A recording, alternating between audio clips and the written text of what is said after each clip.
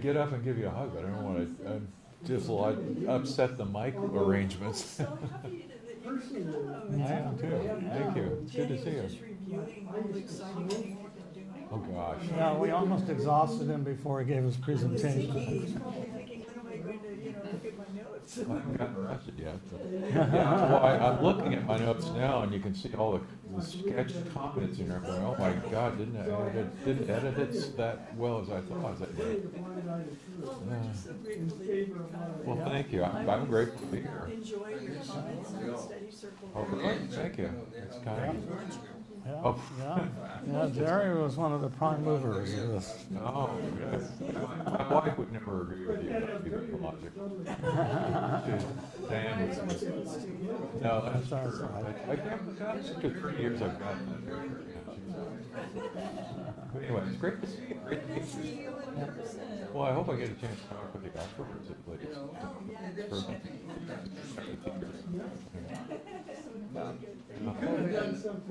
And plus he fooled the bloody people. I think your mom is here. Yeah, good. See the hairdo. I'm glad she is. Yeah. Right. There's a few people here. It's funny, I'm looking at her. I'm trying to look her on the screen. Hey, Yvonne. I forget the other excuses he gave to the Germans. On the air. All right, you are. When they could have been prosperity. Okay. But I'm going to go first. Hi. Very nice to meet you. Yes, I gave you my deepest apologies. I thought about including you, and I thought I did, but it didn't happen. That's okay, All right. now. We can talk a little bit. Where you come from, where? I'm from Santa Rosa, north of San Francisco. Oh, yeah, that's a big redwood trees. Oh, yeah. We're right on the edge of big redwood tree country. Yeah, redwood. I've been there a couple times. Yeah. Pastures and all that Yeah, stuff. yeah. Yeah, it is right up Yeah, there. you never know if it's gonna You be don't surfing. recognize what California does. You still have the kind of green sand hills and the shrubs. It's recognizably California. Oh, David and Maurice. Well, Who else is there? I'll try to talk to her after. Yeah. Just a way to say hello. Yeah, it was nice. It was nice to see. So, when I started riding my bike, I started carrying these around, And then all of a You sudden, don't mind, they're all sitting here. I realized Is it how okay? convenient they were. So I did it walking around. I thought, well, this is, we would have known about this first thing. Helen, I'm sitting in the middle. She's from Vedanta. Oh, be in New York City, but he's just a student. Wow, it was so great. Abraham was our poser. Every week. And if somebody missed, Yeah, I remember we had lockers, They would so you call just me took and the say- homework stuff. So what happened? And Then what you- did they very often you'd have your read? binder and They're all stuff. on the video. It was very strange. Oh. What was that for you? There's a long red. Junior high school. I Cohasset and my email, which Kim insisted on giving me, that's where it comes from. Small town. Oh, surely, yeah. Yes, And then because we moved across, city line, Yeah. Keep getting back to my Dan Gurney quote. You remember, did I ever tell you that one? Well, Dan Gurney was one of the great race drivers in the 60s and 70s, and there was an episode after a 24-hour race, there was a On the air, by the way. car ran out of gas. Well, it's okay, we're not. broadcasting. Car ran out of gas. And he had to get out of the car like 100 feet from the finish line and push it over the finish When I line. was doing cross-country trucking. And we got in a conversation with him and said, well, what are you thinking at that point? He started looking at me and he said, well, I just sure hope this works. To That always Rochester. sticks in my mind. But man, I just kept going through these beautiful I villages. sure hope this works kind And of then I thing. connected with rail line and that. Then we get in that conversation because I've got a presentation to give.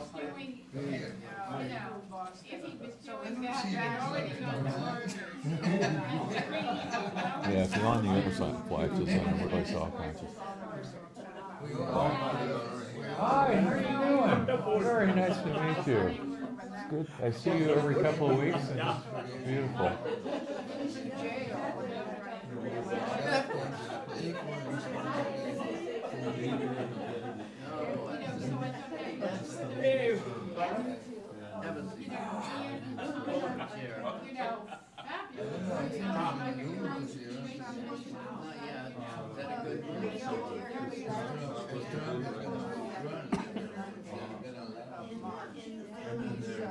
You know, on top of that, there's the issue of, we sort of closed the whole system for primary classes. They're just left anointing him now became to be the Democratic Party for the second time in a row. And that's not the way it's supposed to work. Oh, well.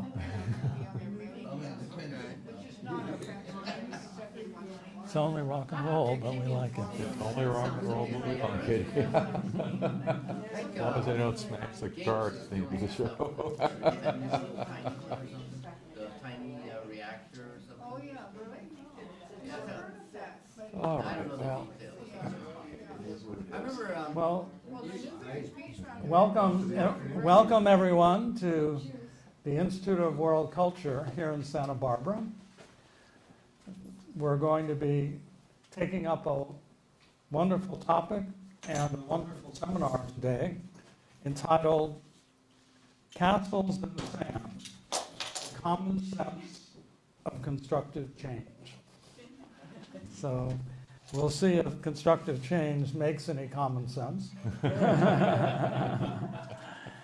our forum today, we'll have our speaker is Dr. David Boals. To my left, he'll be speaking for a while, and then we'll have questions and answers from the floor. Before we get started, just a little information about the Institute, and also greetings. This is Chinese New Year and the Year of the Dragon. And a lot of cultures actually have the dragon as part of their mythology, but certainly the dragon has fire and breathes fire.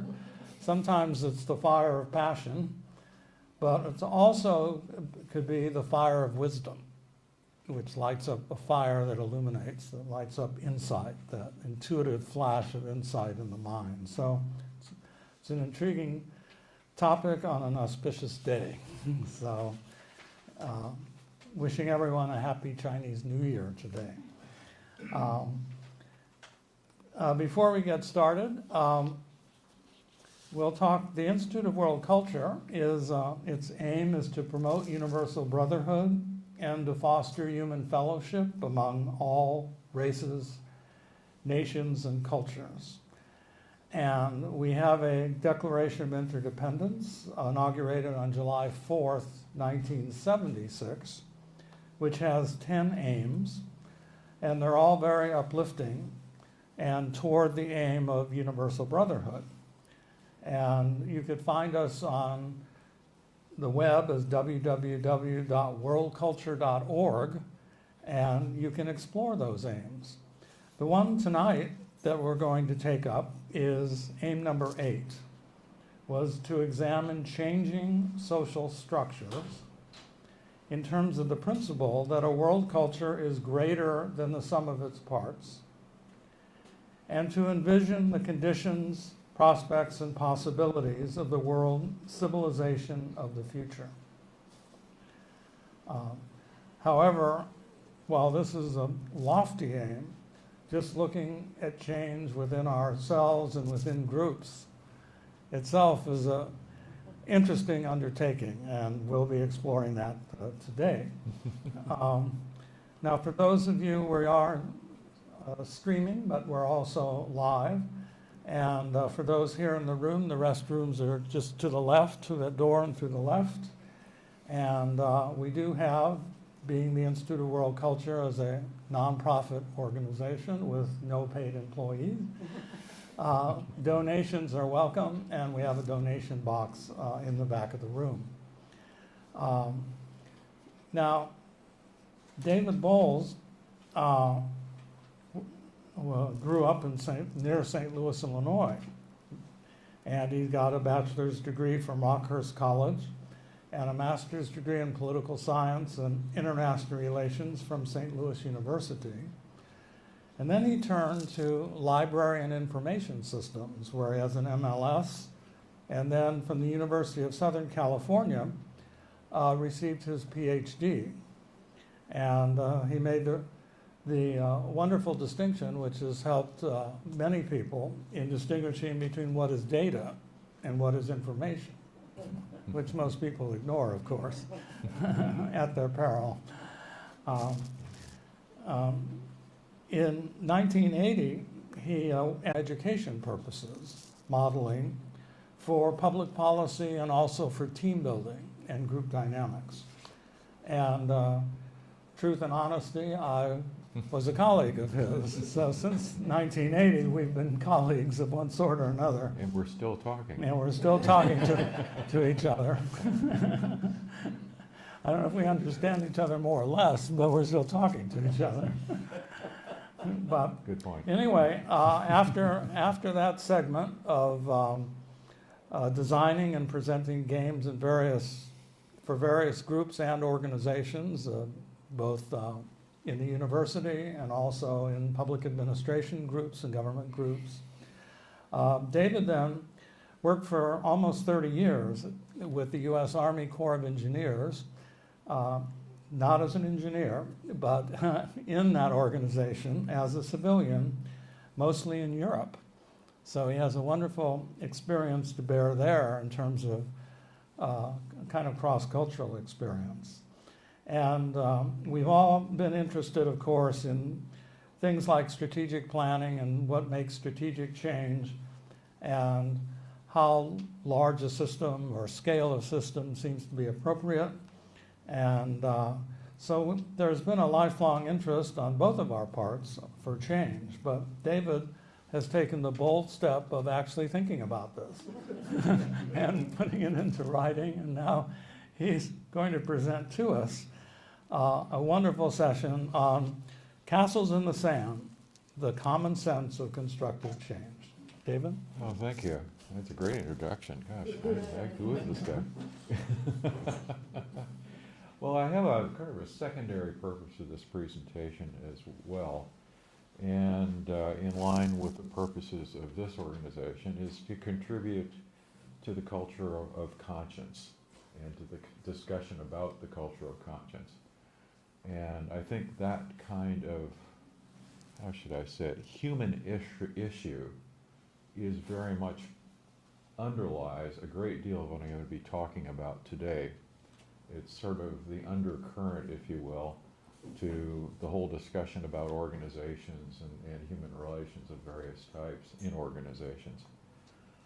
I want to start by saying, normally I'd be staying sort of in my lane, which is talking specifically about organizations and organization structures, how they work, the inner workings of organizations, how people work within them, and people's ability to manage them, and all those kinds of in-the-weeds questions that I used to work with through my whole career.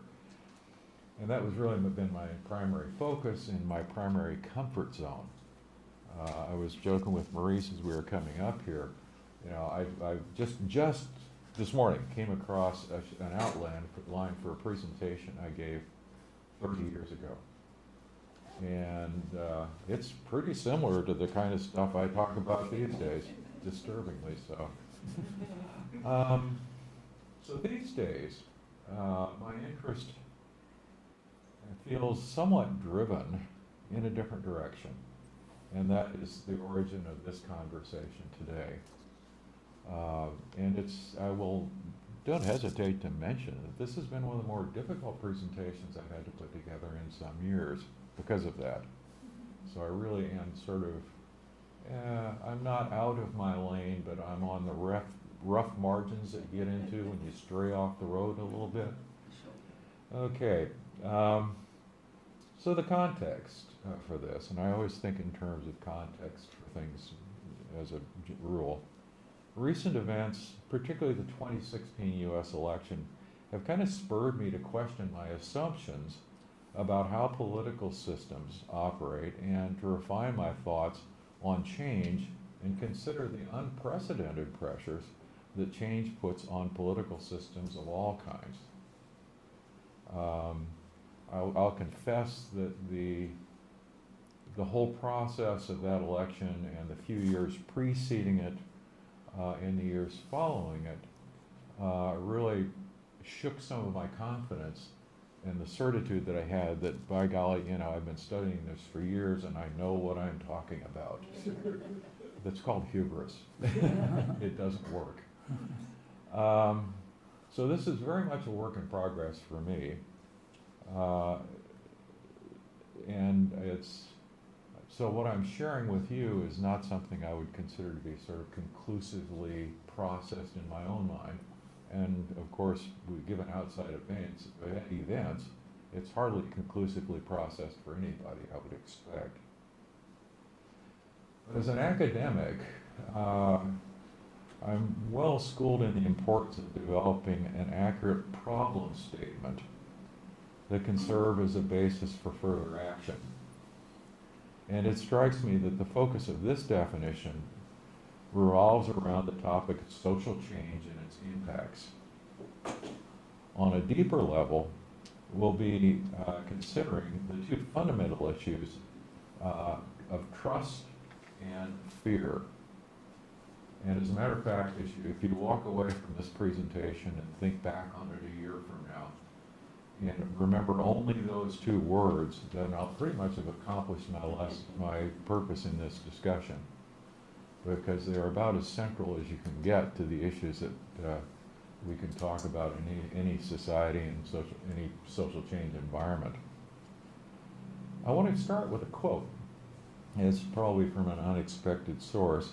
The quote is, "Remaining in duality, you never know unity.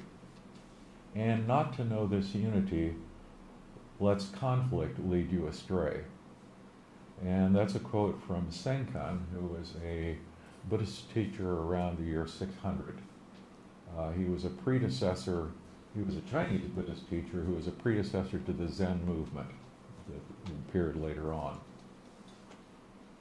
On a practical basis, participating in institutions can't reduce our individual sense of separateness, but we can certainly reduce the toxic effects of conflict that increase suffering and may lead us astray. So, as an introduction, as the title for this program indicates, a major contrast that underlies the theme of this presentation is the reality of change and the pressures that it creates for social institutions of all sorts. This discussion will have three broad sections. First, we'll begin by discussing the twin issues, as I noted, of fear and distrust in organizations, and some of the significant effects of these emotions. This introduces these factors, this introduces these factors as being important dynamics operating across societies as a whole, not just across organizations or this environment. Second, we'll take a look at a few basics in relation to undertaking healthy and productive social change in organizations using principles that are aimed at increasing trust and flexibility as a means of reducing fear and distrust. Again, although we're providing the basics in relation to organization change, the fundamental principles for generating trust across society are generalizable. Third, we'll move to taking a larger look at the current state of society and some of the pressures that people are enduring that can seem unique to this time in our shared history. In this section, I'll share a preliminary effort to define the problem in a way that at least begins pointing to the direction of developing actionable solutions. Talking about trust and fear in social life. As indicated previously, there are two key factors at play that will resonate through the remainder of this discussion, and they are trust and fear. Elliot Jacques, who was notable as both a psychoanalyst and a social scientist in the latter 20th century, concluded toward the very end of his career that trust is the most basic of the human emotions. This is in response to what was an ongoing debate in psychoanalytic circles about the most fundamental emotional factors. Indeed, those with an appreciation of history can easily see that Jack's observation about trust has a good deal of validity in it, in any venue and in any period of history, regardless of whether you agree with his basic conclusion or not.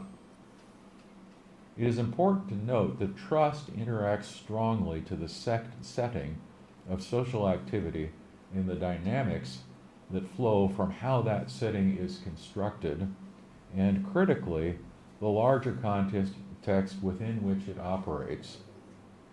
Lack of trust can have exceptionally damaging consequences in social relationships at any level.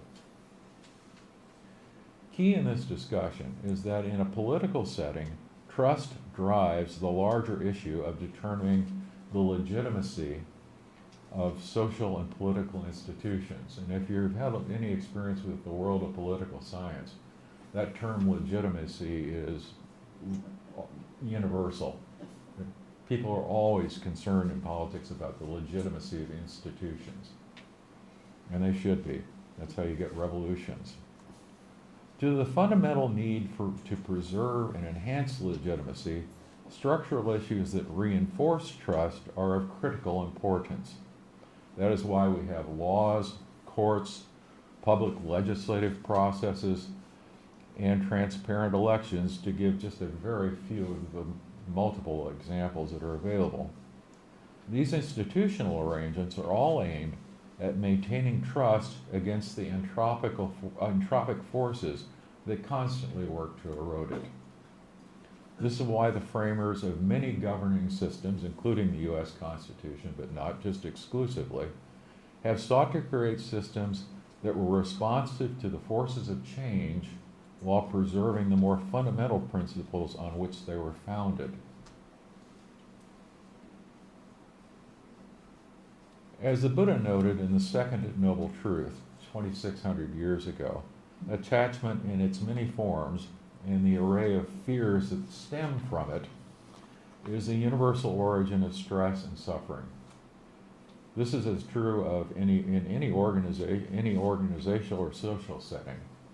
And it's just as true today as it was 2,600 years ago. In practice, there are a wide range of structural problems that can drive and exacerbate fear-inducing issues in organizations.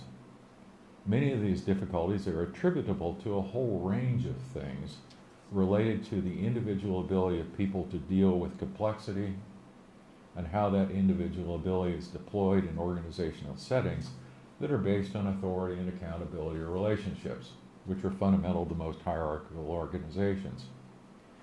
Addressing differential ability is routinely done in more or less dysfunctional ways in organizations all over the world. And as an aside, studying these issues were the basis of my academic career and my employment for over 30 years. The topic is a long presentation. I'm not going to digress into it this afternoon. Suffice it to say that issues of authority and accountability in organizations are a significant source of angst and fear and suffering for a whole lot of reasons. The key point being, as I noted earlier, is that fear erodes the level of trust that is necessary for people to cooperate with each other. One key observation, at least in my experience, is that people and organizations will steadfastly resist efforts for constructive change, even when they are deeply miserable, unless the drivers for fear and distrust are effectively addressed. So the lesson there is, if you want to be a change agent in any setting, you have to address the fears that are going to arise when you begin the process of changing anything. Otherwise, you're just going to get an immense amount of resistance will arise. There's a fair amount of paranoia that people can generate through that kind of situation.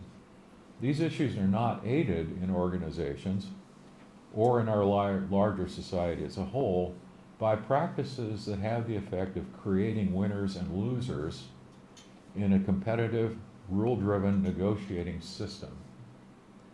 It is therefore no surprise that instituting constructive change in existing organizations, for example, can be a profoundly difficult undertaking without safeguards that give trust and confidence. The traditional model often seen in organizations where you have negotiations and outcomes are often broken up on the rocks of trust and fear. In our contemporary situation, head-to-head negotiation is an increasingly difficult model for conflict resolution. It is costly in terms of time, emotion, and effort, and tends to produce unsatisfying outcomes depending on the context of the situation, can take too long to achieve these outcomes. In any event, standard negotiating processes, such as what is historically used in labor negotiations, can institutionalize conflicts rather than resolving the underlying issues of them. Any consideration of a typical labor management negotiation, for example, quickly provides instructive examples of the debilitating effect of distrust in a typical negotiation of this kind. A central fact of negotiated agreements is that they are a reification, something that is artificially fixed in time when it is settled. In the present period, there are constantly increasing pressures on organizations and entire societies to rapidly adapt to changing conditions. The pressures on organizations, the classic confrontational model of addressing issues through adversarial negotiation is becoming increasingly challenging due to the built-in inefficiency of the process and the possibility of mutually unsatisfying outcomes due to give and take compromise. In an environment of accelerated change, it does little good to implement painstakingly negotiated changes that are already becoming inefficient from the day that they are implemented. For this reason, a central feature of developing more effective institutions is that the key structural and process arrangements for doing so are becoming increasingly provisional and fluid. It is no accident the term agility started to become popular in management circles over the last 30 years, and that lack of agility is considered to be a serious problem. We need to build in flexibility and responsiveness that represents an ongoing challenge for contemporary societies as a whole, and increasingly is a challenge for our politics as well. So I want to give a short example of how a digression, get that out there, on a method for constructive change, since I've stated a problem that seems to be pretty intractable and fairly common. The problem of finding flexibility in negotiated agreements is not a new issue, and there are some instructive guides from the past that we can call upon. Again, I'll use experiences from a field of organization change as a source of practical examples, though, as has been noted previously, these examples demonstrate principles that are more universal in their application. In the early 20th century, the visionary organizational theorist Mary Parker Follett proposed positive tactics for developing group agreement and organization change based on the concept of integration. Integration essentially focused on creating trust by bringing people into a shared process of developing and implementing change based on a recognition and validation of the shared mutual interests in a situation. It is worth noting that this is a process that has often been employed ad hoc in present-day diplomatic negotiations. Integration based processes work by lifting people out of arguing point by point through disagreements with the aim with the aim of haggling over specific arrangements. Rather, integration focuses on finding a general common ground for cooperation based on clarifying the larger interests that the parties bring to the negotiation in the first place, and working together in finding creatively addressing, ways to satisfy these interests. The focus on interest has the effect of opening a broader ground for agreement. So we're no longer arguing about specifics. What we're now doing is agreeing on general interests that are far larger than any specific arrangement we might end up arriving at. For example, rather than demanding a company car to drive for their work and defending that position inflexibly in a negotiation, someone may have a more fundamental interest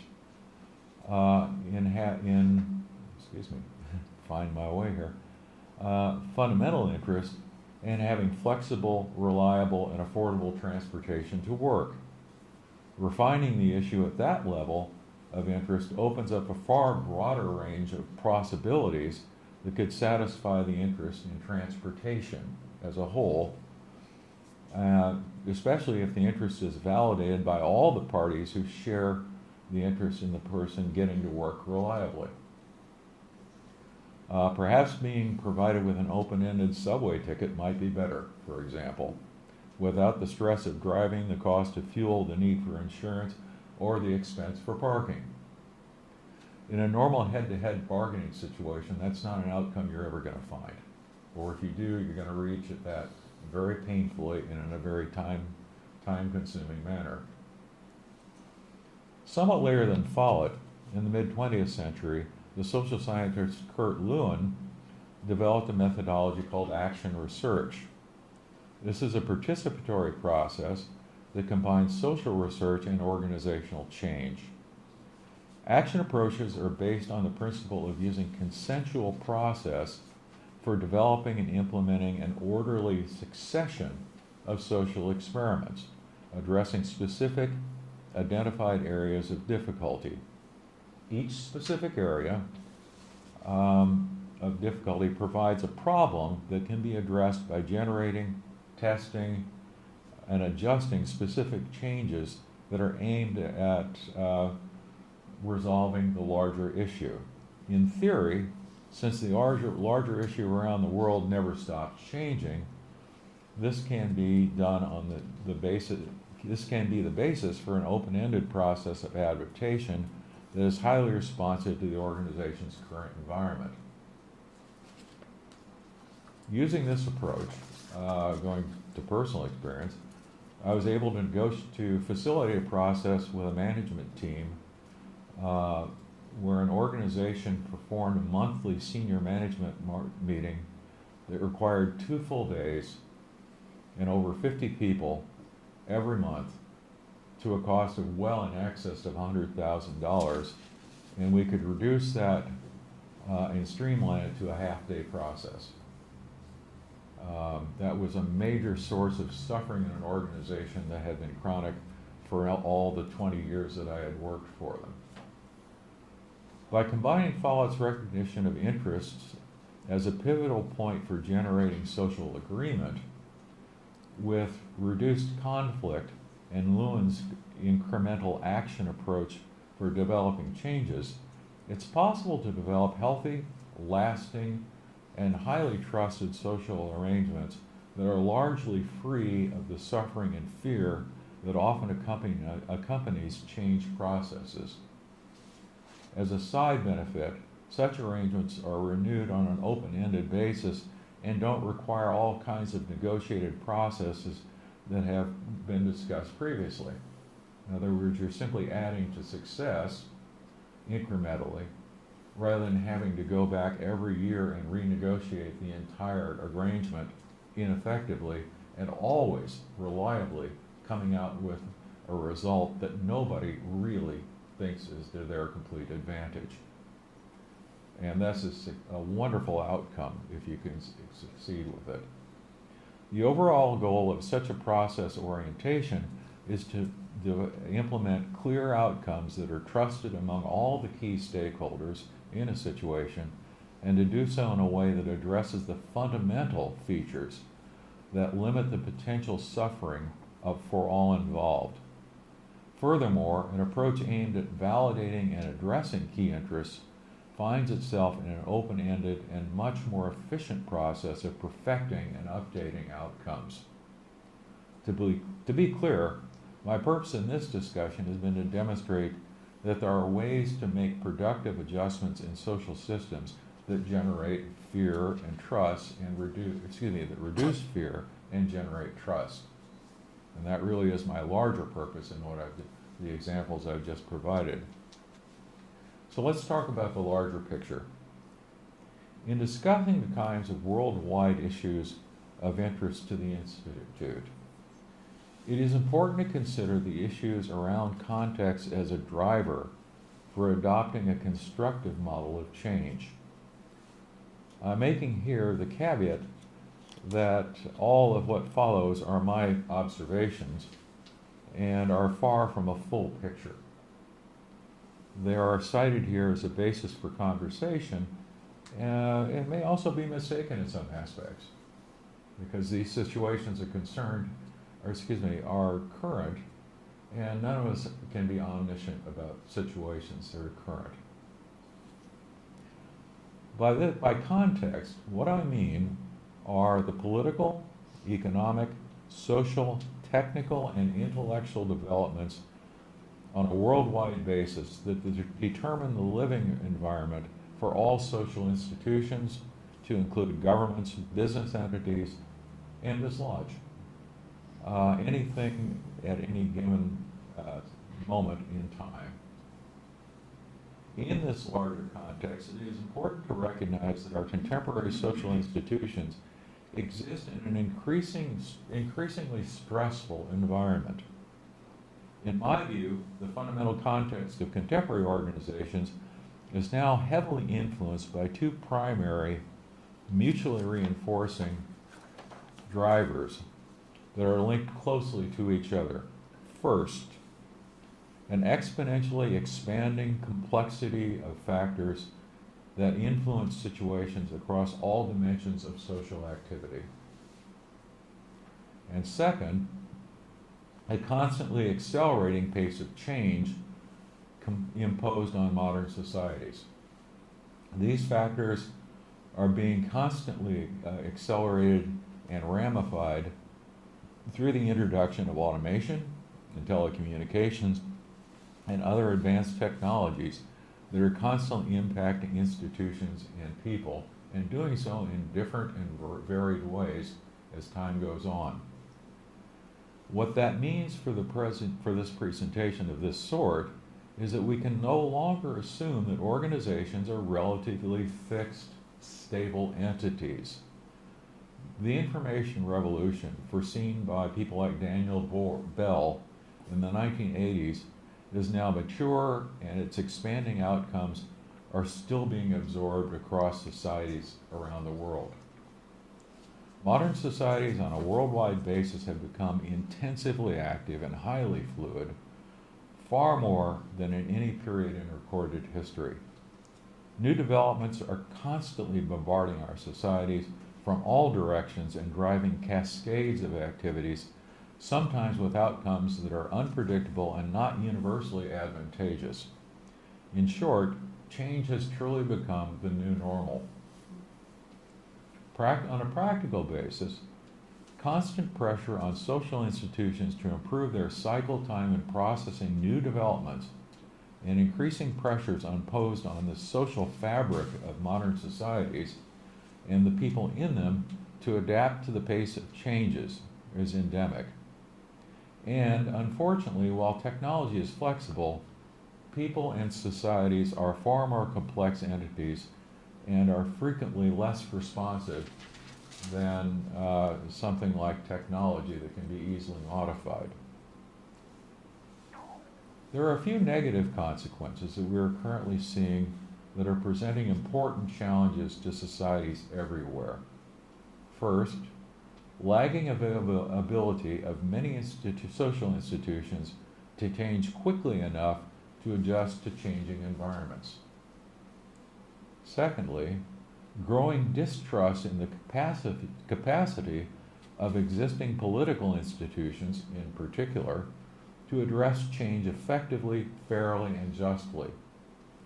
And finally, growing uncertainty and anxiety across populations, leading to social divisions, intolerance, radicalism, authoritarianism, and violence among those people most prone to acting spontaneously out of fear and distrust. While the picture I'm painting may sound somewhat distressing, it's important to emphasize that however stressful these may be, the forces driving change are not intrinsically bad for a society if they are managed well. For example, financial institutions appear to have done a fairly effective job of adapting themselves to the pressures of rapid change, though we can debate and disagree about whether this is done in ways that implement values that are enhancing to the public interest as a whole.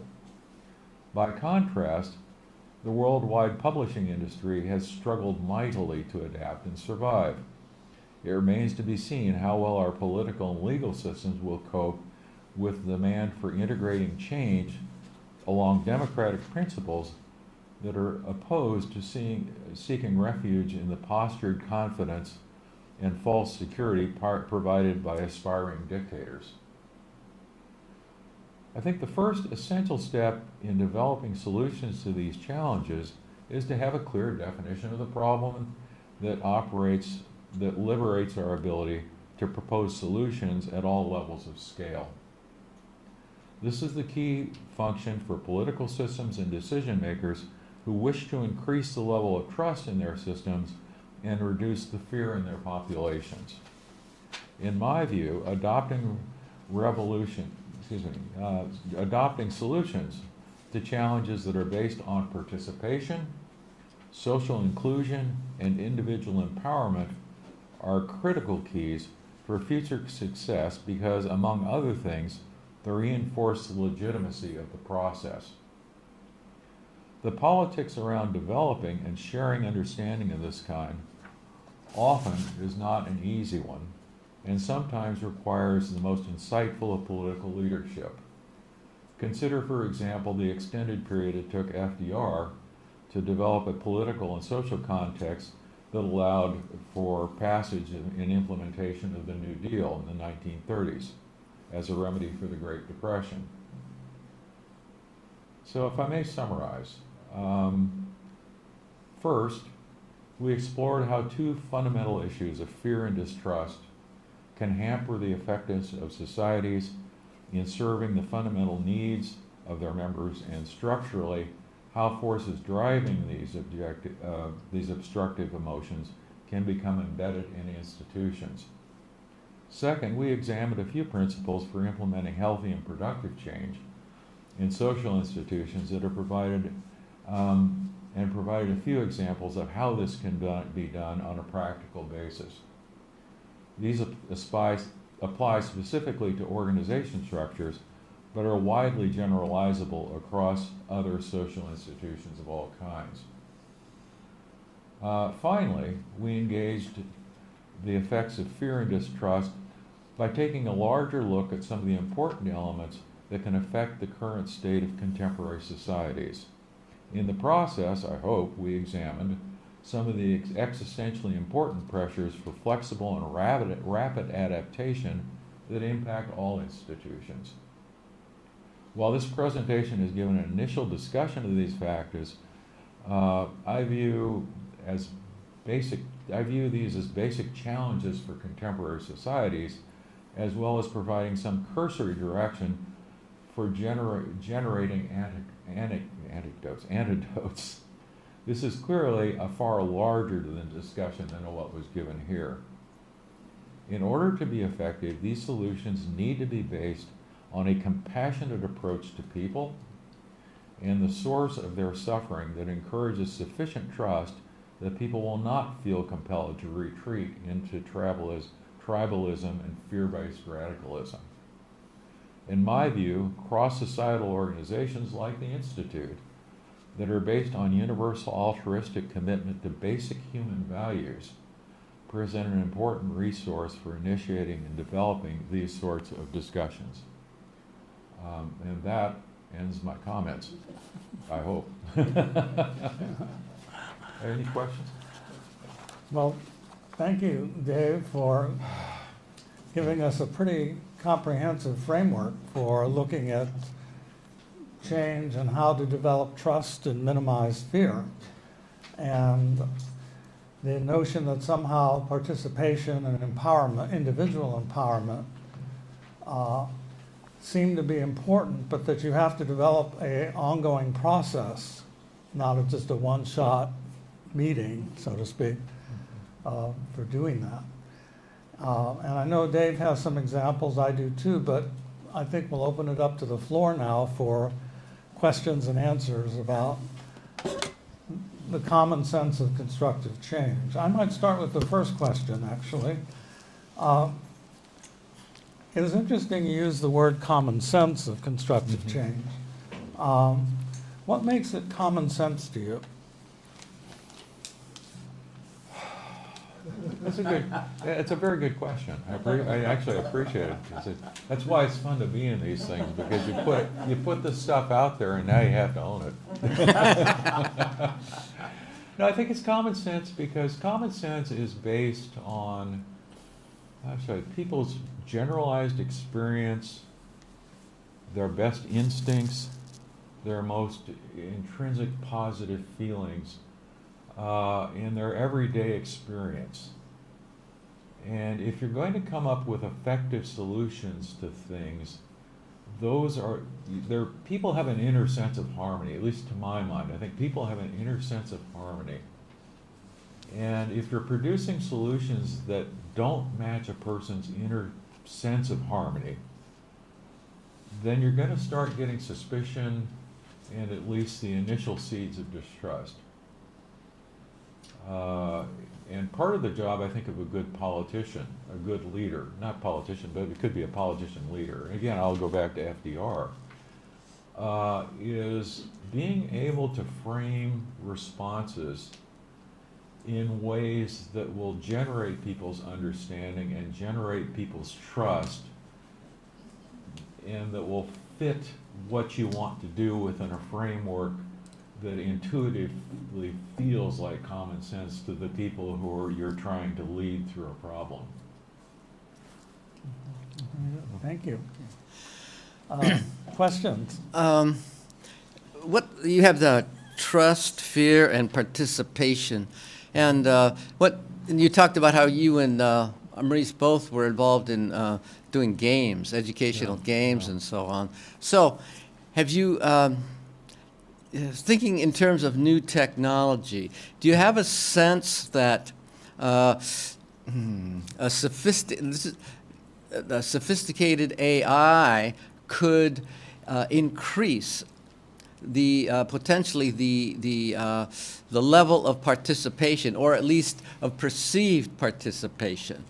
For example, if I write a letter to my senator, they're getting thousands of letters, and if it just is on somebody's desk, you have no sense that it will have any impact. It's just stamped and returned. Whereas if there's AI responding to it, okay, I may be ignored because I'm not significant, but I might be one. This person doesn't like this situation.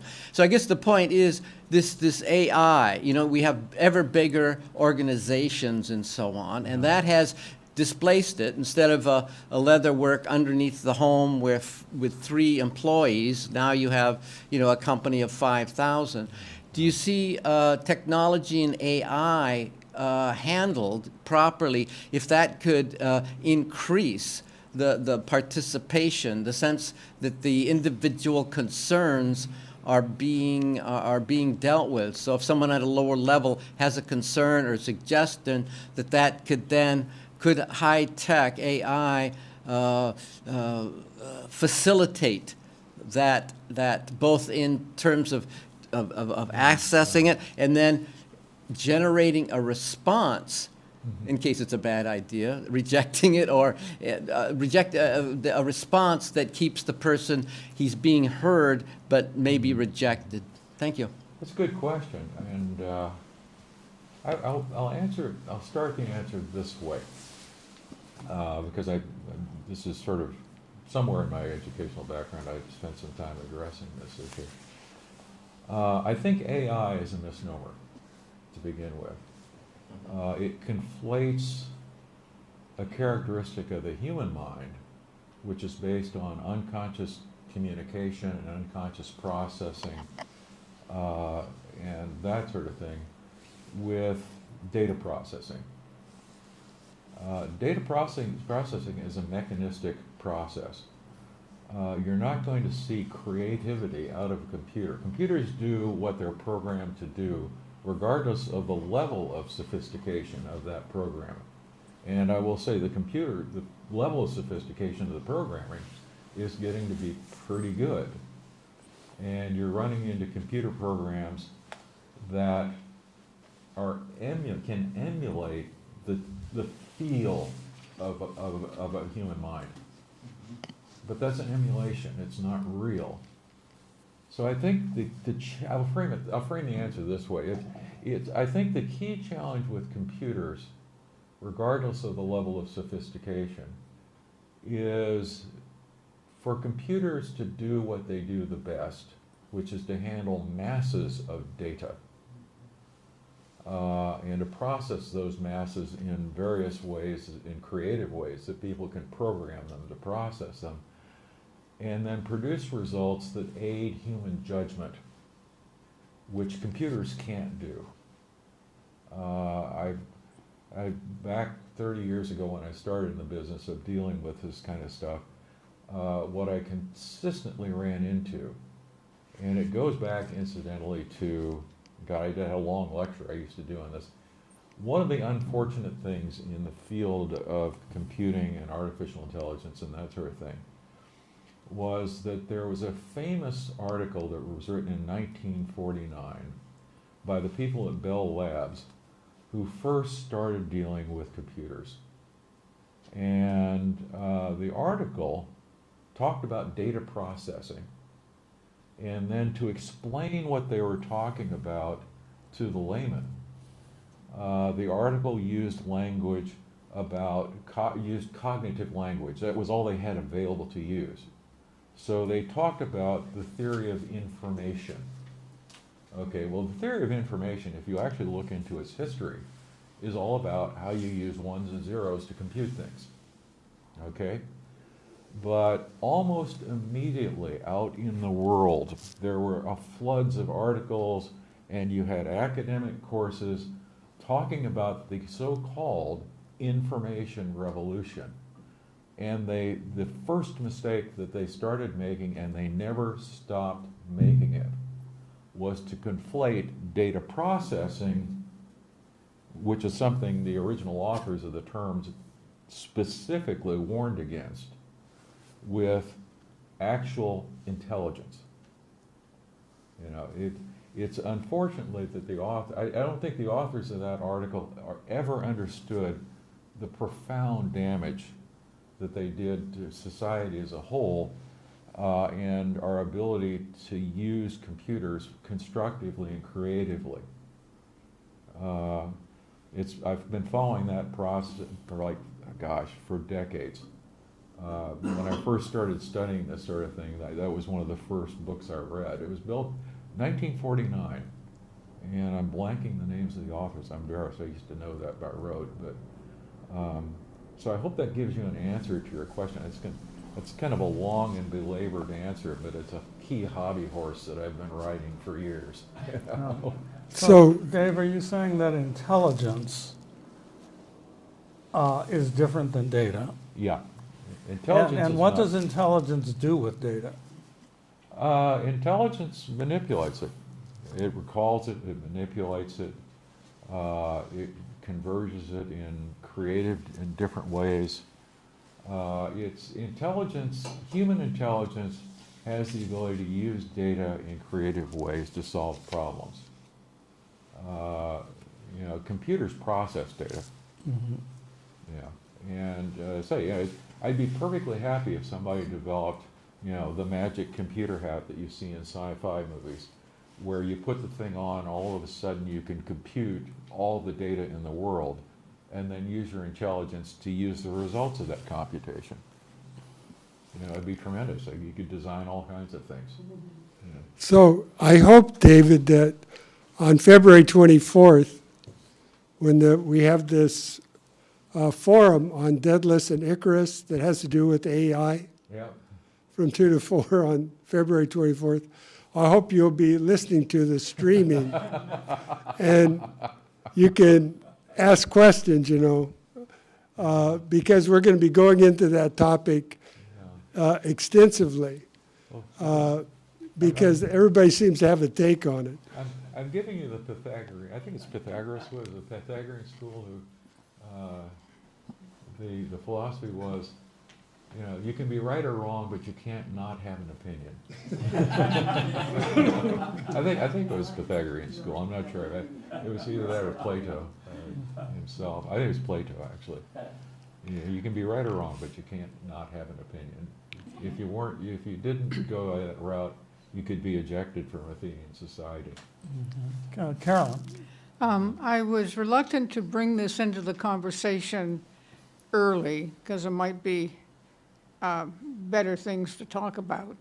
But the New York Times had a long article this past week on you might say, the extent of how AI was getting caught up in the swift destruction.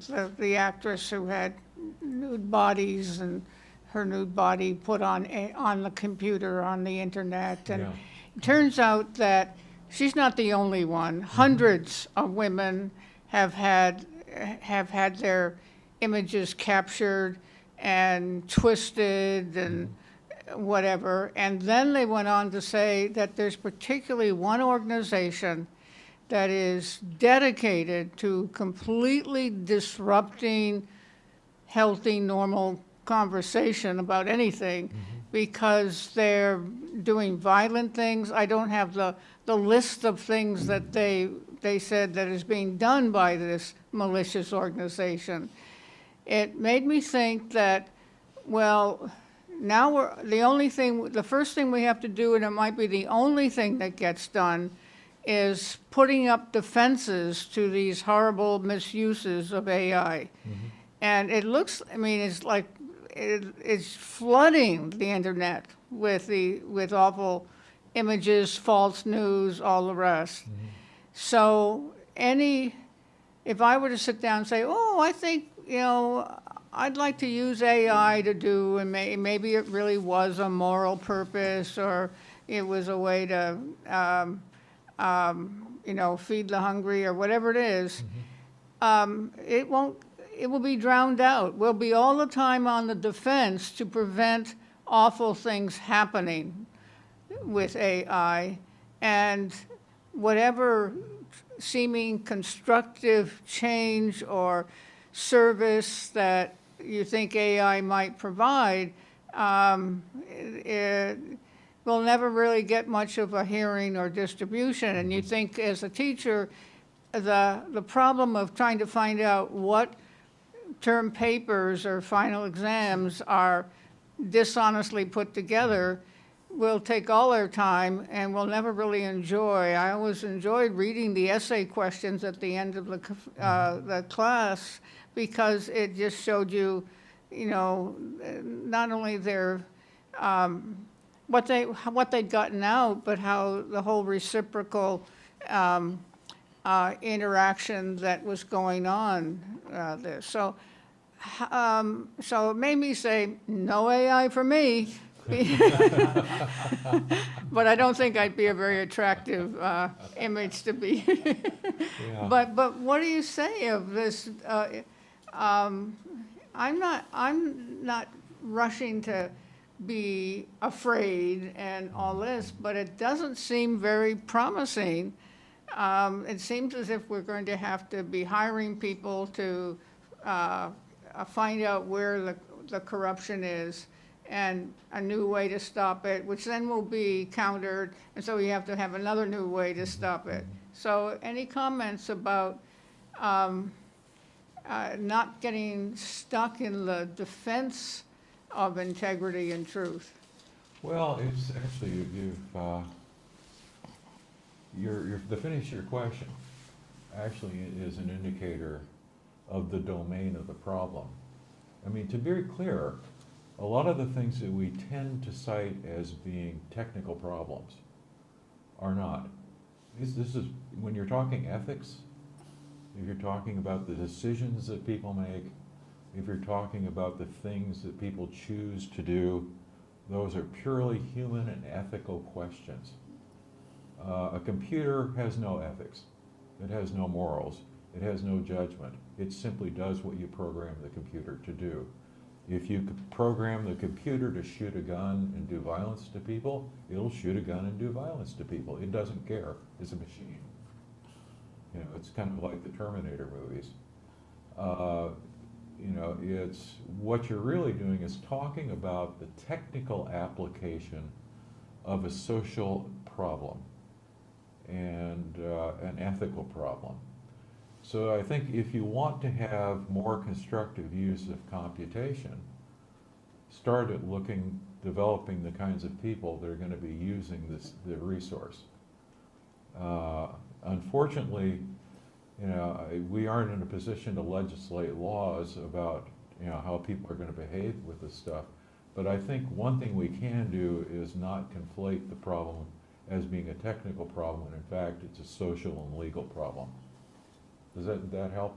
Does that answer your question? I agree with that completely. It's the moral Yeah. posture. I mean, and how do we have so many people who want to do violent things and put them on the internet?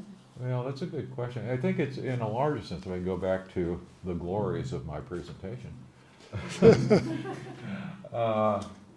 it gets into this whole issue of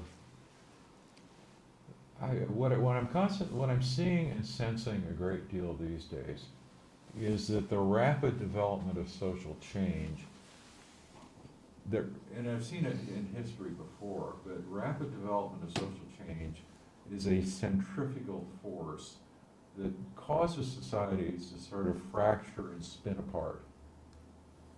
And so there's a constant tension between the centrifugal forces of change and the abilities of people to bring order to the chaos that's caused by those forces.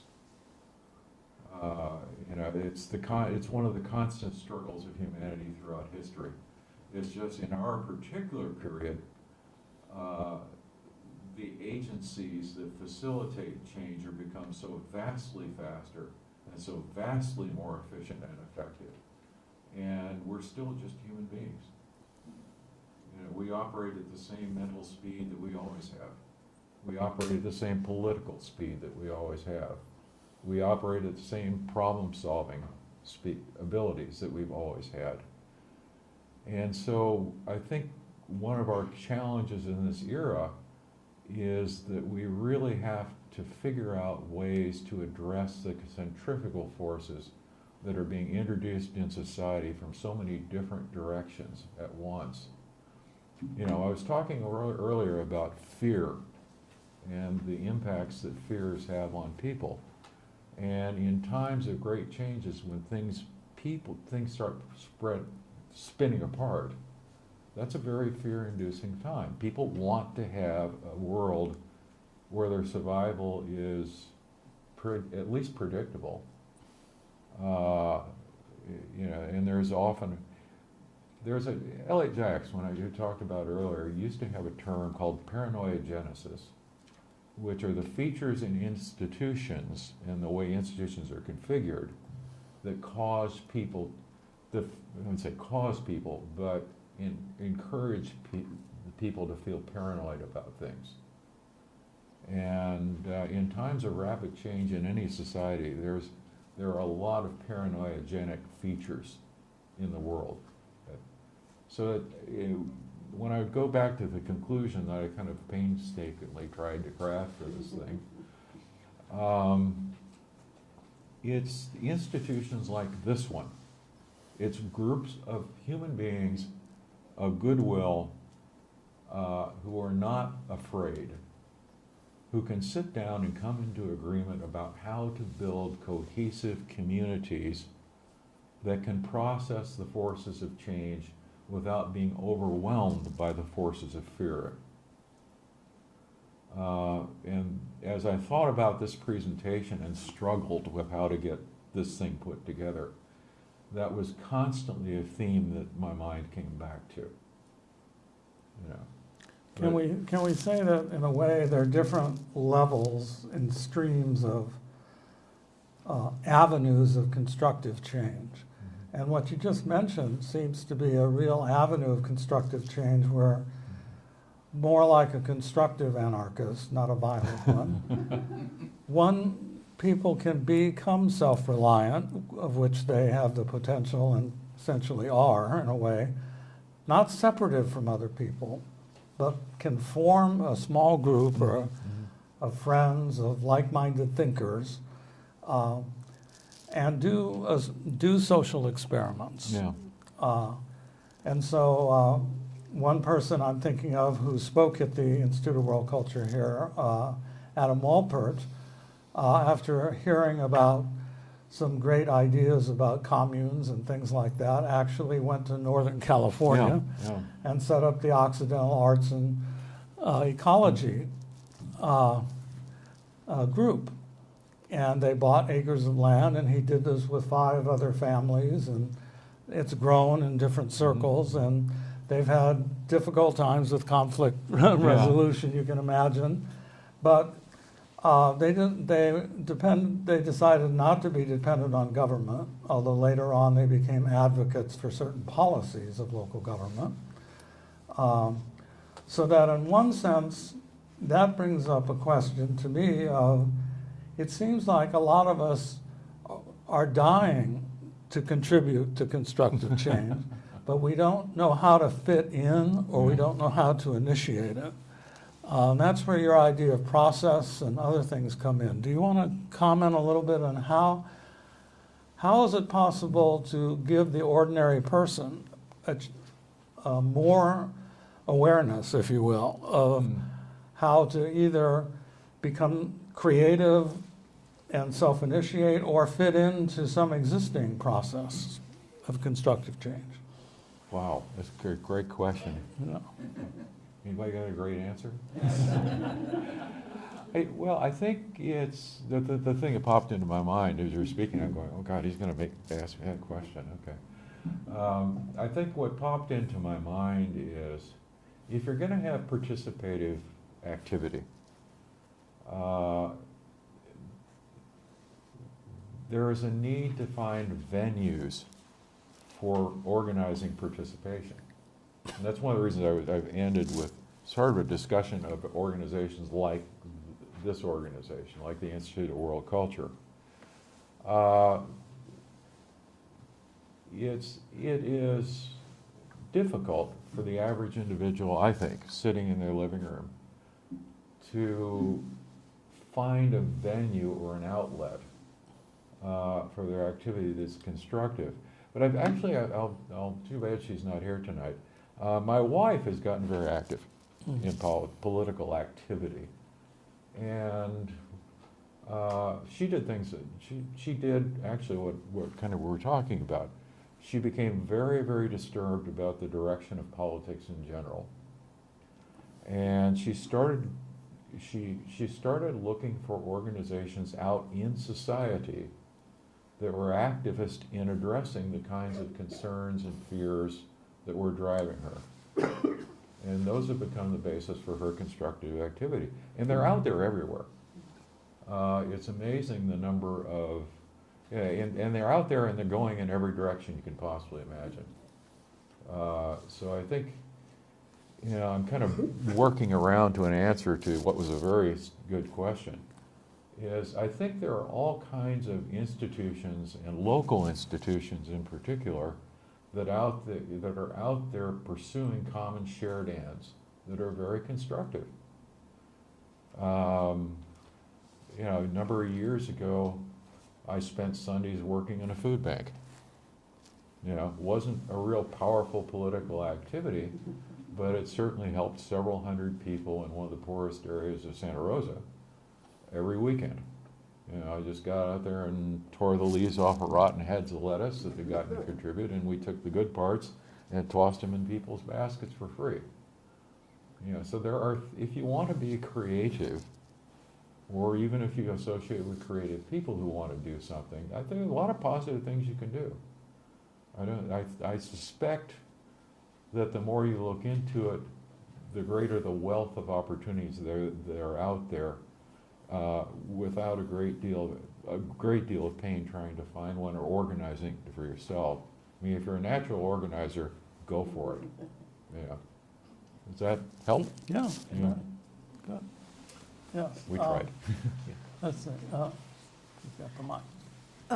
Well, I was wondering if you could say a little bit more about that process that occurs when people are taking like a narrow perspective. They may feel that they're acting on conscience, but it's actually kind of a limited sense. It's not relating to, say, a harmony for the whole or something like that. Mm-hmm. And you said the work of Mary Follett. Mary Parker Follett, yeah. Yeah, helped in terms of thinking of lifting people out of these difficult situations where they're really stuck in. And they're just feeling like, for me to be true to this, I'm stuck to this. They don't think they're stuck at the time when they're thinking that, but they come to see that. Can you say more about that idea of reaching cooperation through finding these modes of whatever you did? Well, first, just a comment about Follett. She is one of the great American social scientists who rarely gets as much credit as she deserves. But Follett's approach to integration was to go to the deeper value base of things and to the shared value base. So as I said, if my position is that I want more pay, okay, well, why do I want more pay? Well, really, the reason I want more pay is that I want to feed my family. Well, then let's take this out of the realm of talking about more pay and talking in the larger realm of what are effective solutions that we can both come up with to get your family fed in the way that you want to see. Because if that opens up, that kind of, by framing the question on a larger scale, you can look at a whole range of options. Okay, banging the microphone here. You can look at a whole range of options. You no longer get stuck. Give an example. It was the most painful experience I've ever had as a social scientist.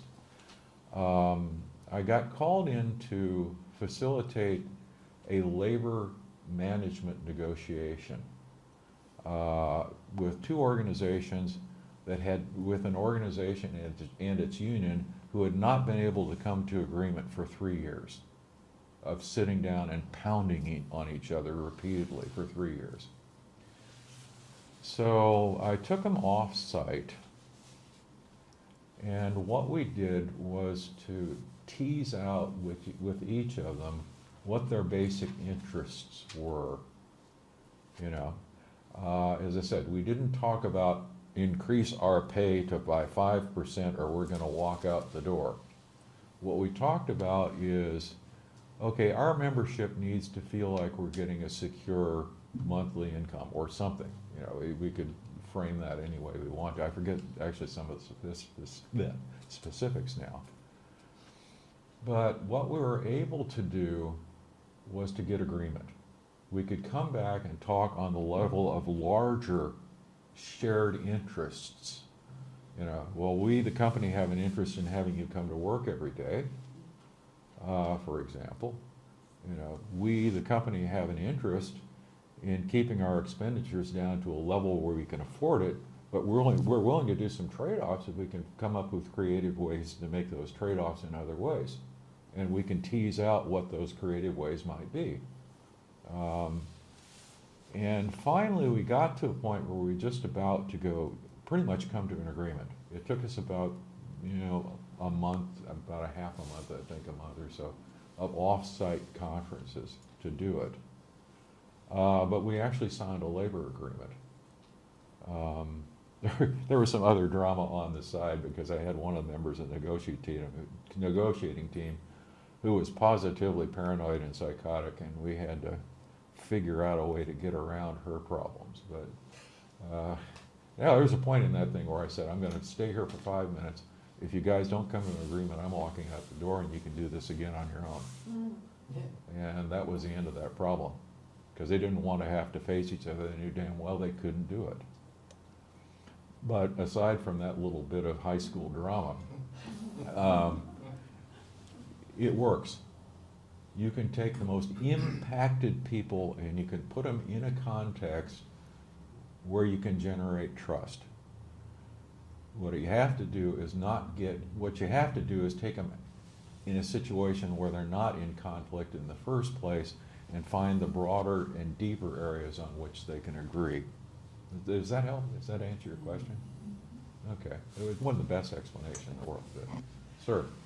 Yeah, that was a specific. Now, would that work on a massive scale? What I'm thinking in terms of LGBTQ, you know, that's something that's pretty, you know, there's a lot of conflict and concern about that.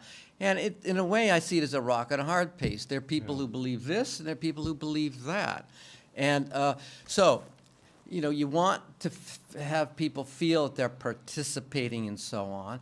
But are there, you know, you came up with a scheme that worked in that specific example. Are there ways to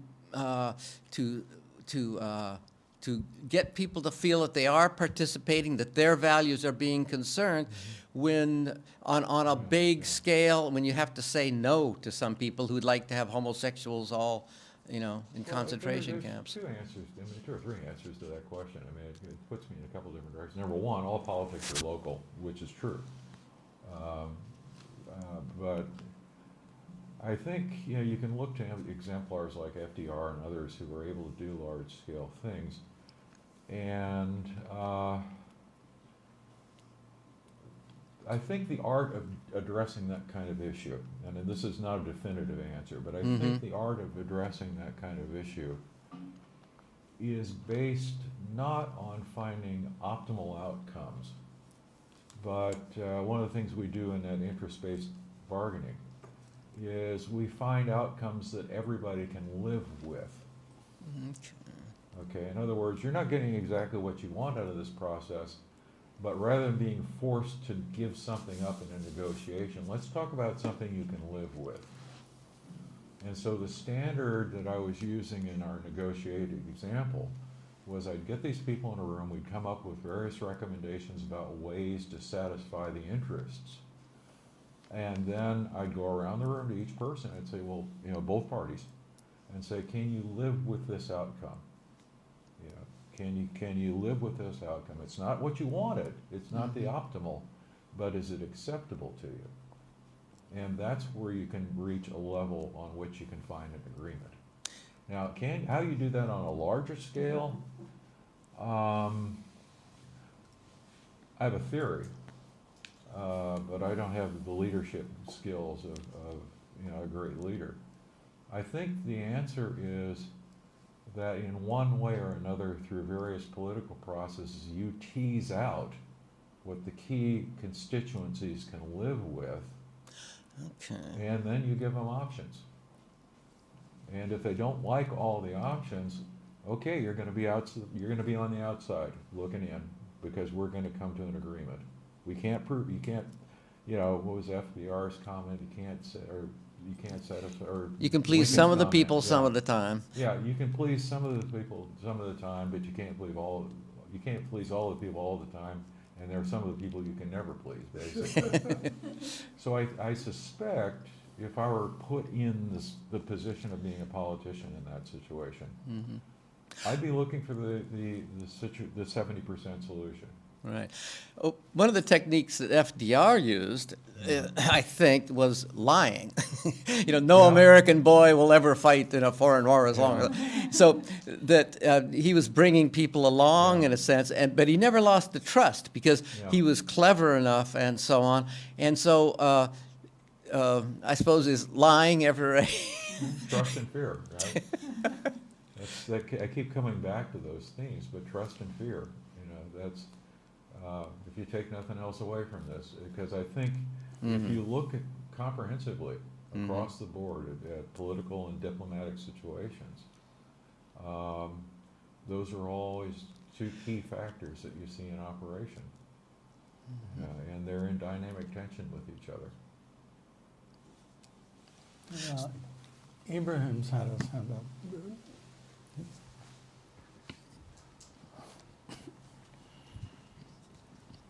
Well, thank you. I want to talk about the employer-employee relationships.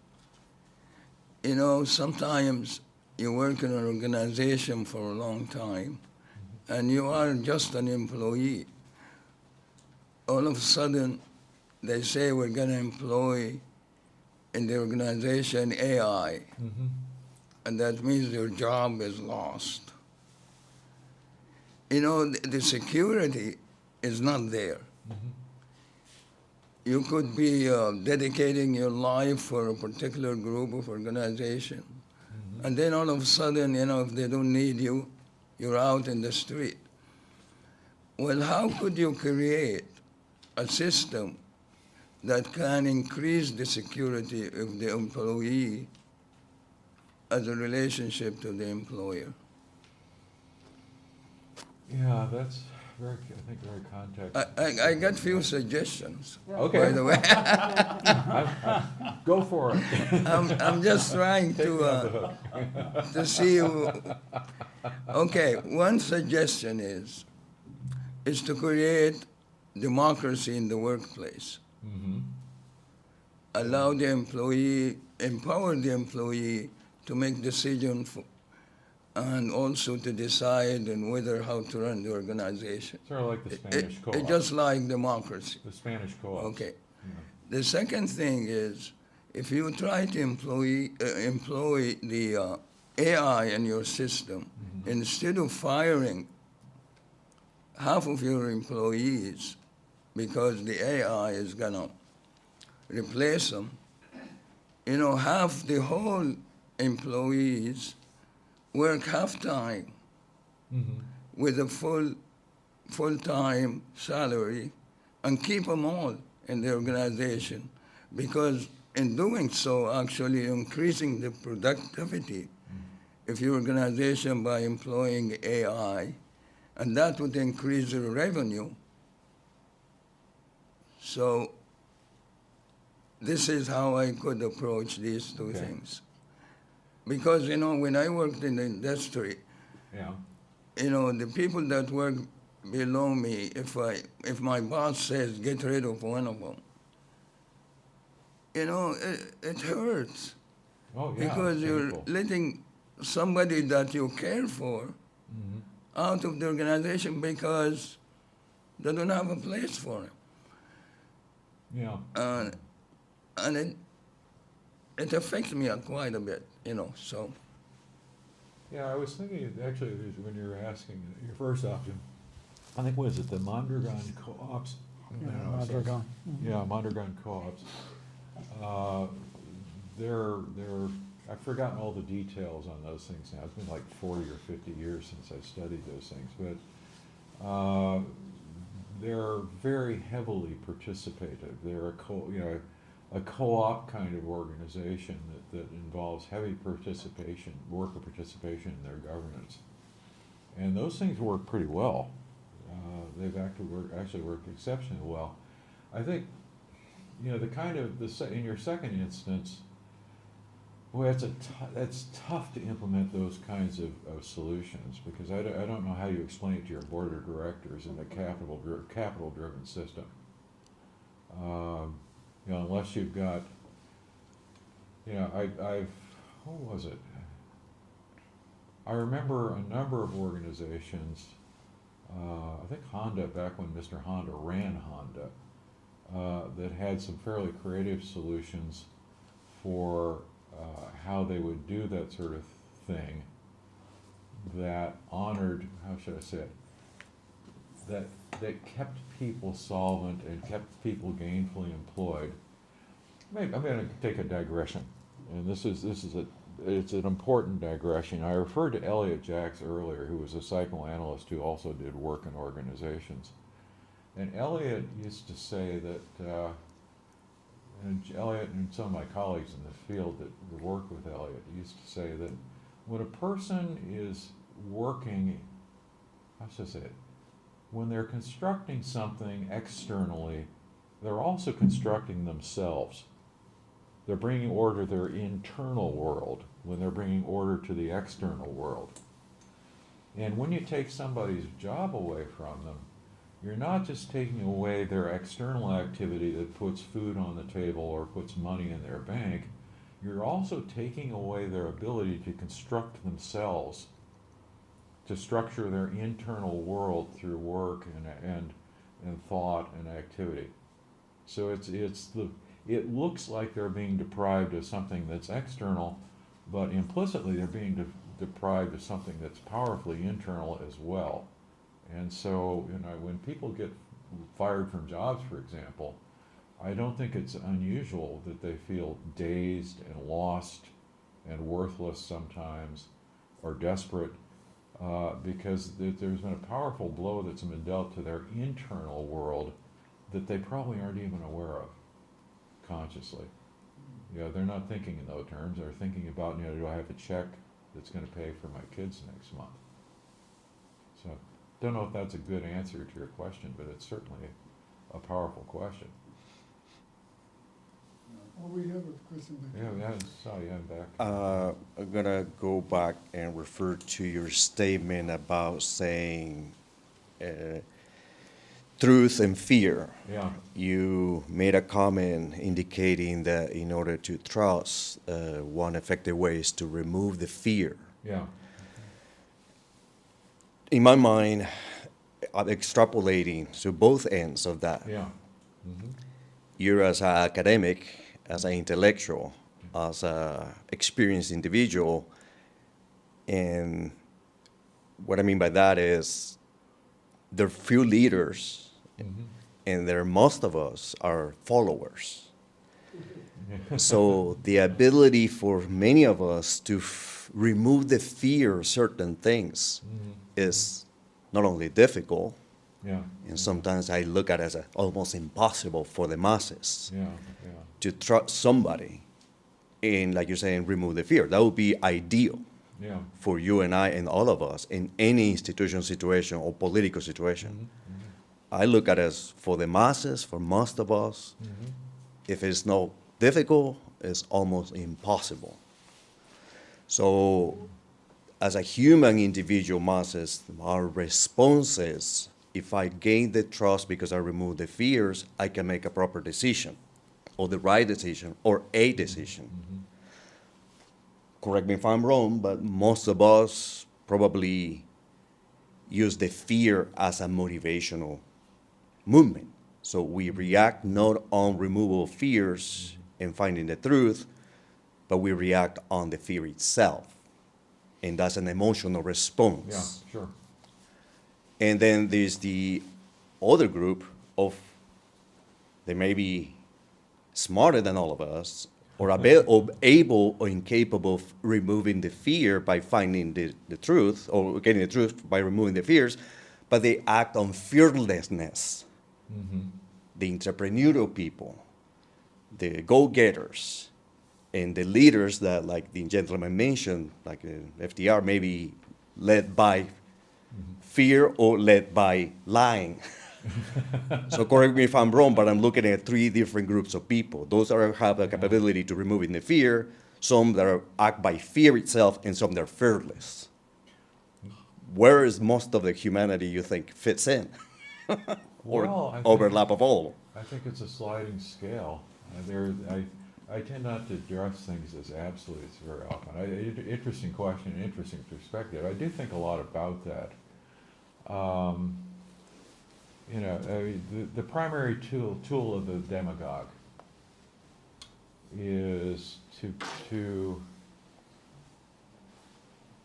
channel fear into their own uses. You know,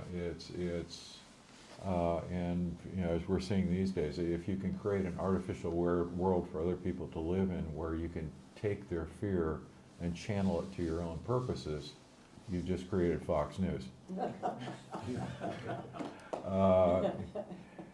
I shouldn't have said that, should I? I don't think I'll get broadcast by Fox News. It's too late, you said it already. I said it already. I'm damned by my own comments. But I think fear is on a sliding scale. You know, that's the whole, in part, I don't have full answers to that, but in part, it's the creativity of structuring social environments that reinforce trust. You create trustable situations. You know, it's as simple sometimes as being able to trust that when the guy passes change across the table, that's, you know, the best he can do, it's the right change, rather than simply putting it in his pocket and saying, okay, I've got a knife here, do you really want your change? You know, that's often what political systems metaphorically do to people. So I think it's in various ways, and it requires thoughtfulness and integrity. You create trustable situations and contexts that can be trusted. You know, there's an art to shaping situations that depends on creative use of values, their implementation within organizational structures, their configuration within institutions, and all of that creates a context that encourages trust so that people can work together. You know, trust is basic. Eliot, I think, was right. He said it was the most basic human emotion. I don't know about that, but it is certainly the emotion that allows or encourages or facilitates people working together to cooperate, or creates the most distant divisions that completely paralyze the ability to act together. So I think that was a very good question. Thank you. I hope I gave a halfway adequate answer to it. Dave, what about, in addition to sensing and helping to create trustful situation, what about one's trust in themselves? Because so many people feel broken or vulnerable or mental health or this or that, that there seems to be, you have to have some faith in the broader sense of faith, not the organized sense of faith, but some inner faith, or inner faith in one's inner intelligence, to use the common sense that you used here of constructive change. You have to have enough faith in that it becomes mutually reinforcing Yeah. with social situations. Know thyself. Yeah. Well, and I think that's a very interesting question. I mean, I could take the easy way out and say, well, learn to meditate, but I don't think, I think in a larger sense,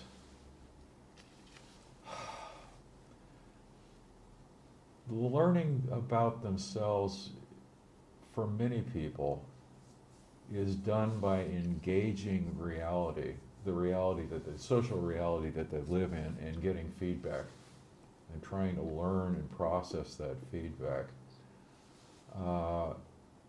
And frankly, I suppose that's the role of organized religions and philosophical bodies and all sorts of arena of social exchange around values.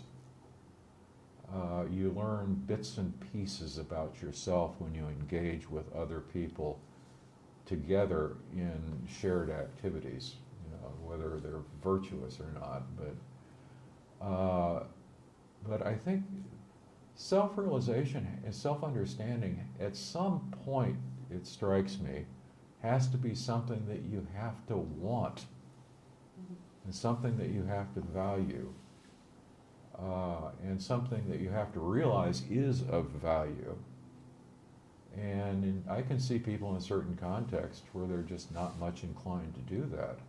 Particularly if you've got somebody that's comes from an environment where there's a lot of self-hatred involved. I'm just kind of going off the top on this, but it's a beautiful question, and it's certainly challenging.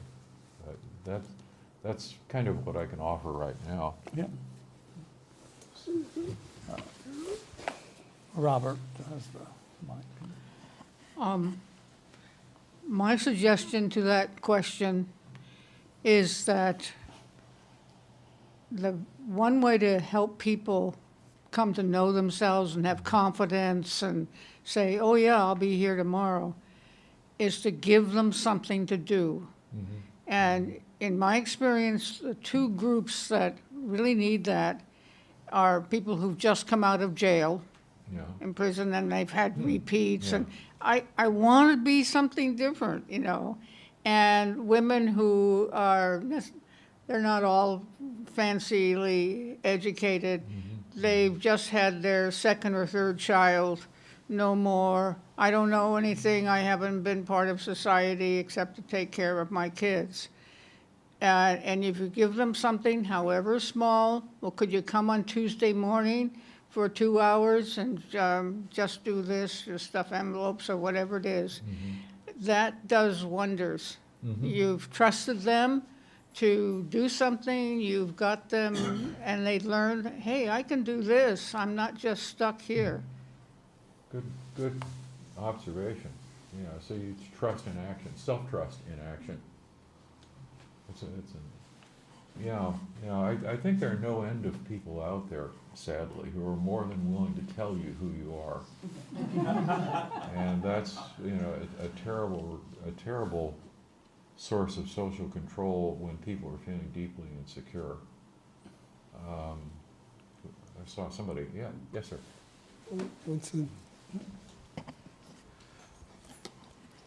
Again, thank you. I mean, you have raised so many questions. The question that comes to my mind is a macro perspective.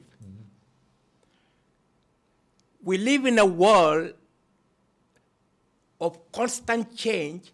All the institutions are breaking down. The whole idea of what is wrong, what is reliable, what is right is dissolved. We're in a cloud, almost like, the analogy of, a glass of water, and then you have mud at the bottom, and then you stir it. So we have, everything is muddy, muddy consciousness. And we can't separate clear water from the mud. And so we're saturated with all this information, but we don't have any criteria of how to sort them out. which is what we are trying to address in a way. Yeah. How should I act? Then we also have another issue that the consciousness in general of humanity is no longer reflected in institutions. There's a huge gap between institutions and the gap of consciousness. So there is that question. Yeah. Then there is another question that people only act every one of us act in terms of what we are aware, consciousness. So it becomes an issue of consciousness. The whole issue of who we are and who is everybody else. How am I going to relate to everybody else? And then you raise a beautiful question, trust and fear, and you quoted Buddha, that the whole issue of fear is connected with attachment. Trust is connected with something holistic that includes all, of which you are a part of it. And then you brought in the whole idea of integration. Sorry, I'm just only raising questions, because these are the issues, that bedevil us. You also raise another important question, which I think bedevils the whole world, current modern life. The whole idea of duality and unity. We are crippled with duality. You are male, female, race, and we get this attached. And so when these are broken down, we get fear. That's because our foundation is broken. We need to re-examine. And then you also mentioned, sorry, I'm only raising questions, which it's sometimes raising questions if sometimes it's more helpful. The other idea connected with this then is how then individuals can relate to in different roles, and also how you relate to the whole. So you get that issue. Then you brought another issue again. Sorry, I'm just only raising questions. Then you raise another question, centripetal forces and centrifugal forces, where the forces dividing us is so strong that we have nothing in common. That's the one problem. We don't have centripetal forces, which we don't have a vision of ourselves that then can unify and bring together. So that's another issue. Yeah. Rethink that in many ways, so they come down to this. What Tom Paine, all the other great, visionaries have pointed out, is it possible at all to have, is it possible to be able to meaningfully relate to others without the basic view or criteria that, all of us is one humanity. We're all one. And if you think anything else, you are only just going to break down. So isn't that the issue, that unless we revolutionize our view of who we are, that you are part of humanity, and what is involved in working for humanity, and that you yourself, to the extent in which you work for humanity, you also increase your humanity. So isn't that the issue in the end? We mention this because currently we are frozen in terms of what it means to have world order. We think that world order is merely like United Nations having Security Council and all that and so on, fixed. Having a certain fixed order in which you want to impose on the whole of humanity. which doesn't work. So I'm sorry, it's only questions. So whatever you can say, whatever it's okay. It's just many you just questions. opened the whole book. Well, it's a couple of random responses, and they have to be random. I like your concerns. Where was I going to go to here? Yeah, I think there's with the irony of societies and social change is that if you try to reify society, that's impractical because social pressures build up, and you're just progressively becoming more and more and more rigid as time goes on, and you lose the capacity to change. On the other hand, if the society becomes too fluid, people lose a sense of coherence. Because societies are built on people, and people are psychological entities. We're not structural entities. And so for those of us in the business of trying to construct institutions, we're always trying to find some way to create enough flexibility in the institution to be responsive to the needs of human beings, depending on whatever you want to do with that institution and the people who work in the institution. And at the same time, not to create a system that is so rigid or so fluid that it's completely incoherent.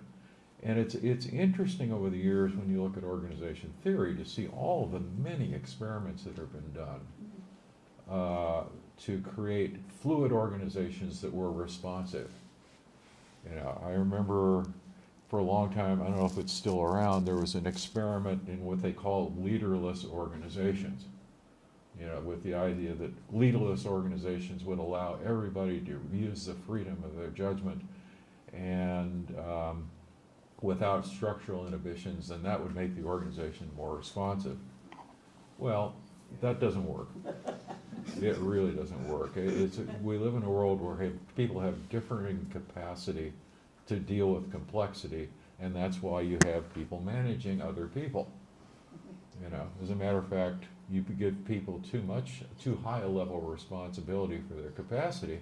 I can tell you from interviewing a lot of them and working in some toxic situations, they feel really insecure. On the other hand, if you give people too low level responsibility for dealing with complexity and change, they hate it. They're like they've been packed in a small box, and they're a bigger person than the box they've been packed into. So I think, it's what we're really talking about, if I put it in a different context, is this whole issue of finding and developing a healthy level of social change that responds to the needs of real human being in real situations in a way that's healthy, in a way that provides the ability to have a world you can live in, that you can find a sense of security living in, that encourages your ability to interact with others constructively and to be productive, because people, I think, have a psychological need to be productive. And it's the whole thing that one of the basic questions that I kind of haltingly dealt with in this piece was, in times of change like ours, where change accelerates, our natural tendencies as human beings, our natural needs as human beings are being overtaken by our ability to create change in an environment. And they're overtaking our ability to adjust to the change that we ourselves are creating. I mean, it's almost in a perverse way that we are our own disease when it comes to that particular situation. And the jobs of great leaders, I think, are to help, in part, to help people find ways of bringing sense to change worlds and changing processes. And if the level of change defeats those people, then we're all seriously in trouble. So I don't know. As I said, I didn't go into this presentation with the idea that I had answers. I think that's a level of hubris that I certainly don't have, I hope. So how are we doing on, we got a few minutes. A few more minutes, yeah. Do we have time? Yes, Okay. Jenny had a question. Looking for questioners? we have a questioner right here. Oh, Abraham, yes, sir, Yeah. thank you. Maurice was talking about trust and self-trust. You know, when you lack that self-trust, you always feel inferior. You know, that you're not capable of doing what other people are able to do. And I think that's related to the education. That when we start early education, teaching our kids, instead of just copying us and do whatever we tell them to do, at least allow them to have some kind of personal creativity that sometimes we can learn from. You know, mostly like in a classroom, a teacher comes in and says, I'm going to teach you something. And at the end of the term, I'm going to test you. And if you fail, I'm not going to give you a good grade. I'm going to give you an F. So you're not going to graduate. So in other words, I want you to graduate and be a copy of me. Whatever I know, you got to know. Nothing else. You know, I went through the whole education system toward the end when I was working in my master's. The professor came in. I took this class. I didn't even know anything about him. He came in and says, I'm going to teach you something, but I would like to learn something from you. Boy, I fell in love with that teacher. And I worked with him until I got my master's degree as a research assistant. And it's amazing, you know, the empowerment that words give a person. It really gives you a lot of self-trust. Yeah, sounds So like a good teacher. Education is very important. Sounds like a very good teacher. I like the thought. Anybody? Jenny? So I was listening to the times in your talk where you were saying going for a negotiation Yeah. doesn't work so well, at least not as well as we once thought. And you had various reasons for it. And it seemed like the other way to go is to set up these social situations, or members, let's say, of civil society, maybe a lot of nonprofits, members of such organizations, can get together and use all these techniques that do work, which to me sounds like, you know, learning like a higher form of communication skills. And it's ethical. There's aspects to it that involve, you know, thinking about others and just, you know, being flexible and using one's intelligence and imagination to try to really create something. But I'm wondering, so because we see the old model, negotiation, we see that in politics. Sure. We see it in big corporations who are not really there for everybody that they employ. They're mostly there for other reasons. So how, kind of trying to think, what's the alembic for that kind of alternative to grow? And I was wondering, how you envision that could grow. I mean, you mentioned, well, there's specific organizations that help because they're educative and they already have learned how to have trust among members. But I just wondered about that possibility. Yeah. I'd like to know a little more about it. Well, I don't think there's a universalist answer. I think the key question, I think, is who is advantaged by what kind of process and what kind of outcome. And so, if you're going to induce people to change the fundamental way they operate, what you have to first talk about is, what is it in this situation that is going to create an advantage for you? Now, that advantage can be perfectly benevolent, you know. It's not necessarily an advantage in exploiting others, which is what we often think about in labor management. You know, it could be the advantages of, as we did with the labor negotiation that I described earlier, yeah, you can achieve an outcome this way, and everybody's going to be happy about it. On the other hand, you know, you get the situation like The Godfather, where they dictated, you know, I've got an answer that you can't, a deal you can't refuse. Yeah. And that certainly gets done in various venues. So as sort of go back a comment I made earlier, you have to create an effective context that allows an effective process to work.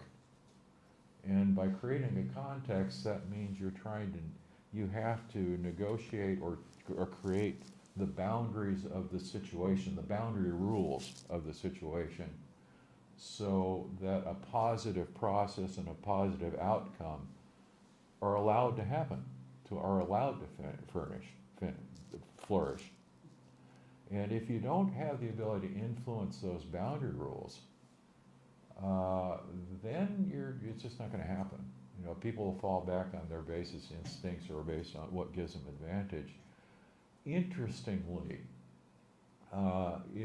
and sort of going back to my old academic era stuff, the way that really high-level managers operate, and I'm talking about the people who can build institutions where you're operating on a 20 to 50-year timeline, realistically, the way they operate, the way they get successful outcomes, is to manipulate the whole wide world context in a way, by making changes in that world that over time induce or probabilize the world to change in certain ways that will allow the organizations they're trying to build to survive in 20 to 50 years. And that's one of the ways you accomplish that kind of thing on a truly large scale. And that's why you have to have people like FDRs and that to deal with really large-scale conflict situations that are worldwide. You know, you need somebody who thinks on that scale, and that's not very common. Does that? I know that's kind of a vague answer, but I have kind of a mirror answer, though, which you're acquainted with. Cool. What if we've just all been bamboozled into thinking that board of directors is the boss and is here to maximize shareholder value? In other words, capitalist money acquisition, and that's it. And the workers come and go depending on the costs they have to the corporation. So we've all been, including these high-level people, bamboozled by that.